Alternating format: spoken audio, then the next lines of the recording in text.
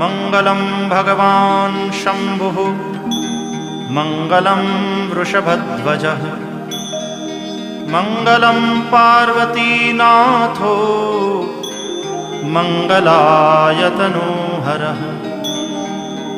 सर्वमङ्गलमाङ्गल्ये शिवे सर्वार्थसाधिके शरण्ये त्र्यम्बके गौरी नारायणि नमोऽस्तुते।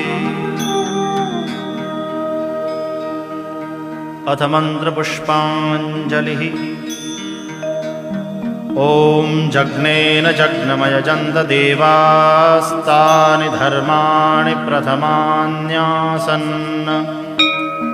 तेहनाकं महिमानः सचन्त यत्र पूर्वे साध्याः सन्ति देवा।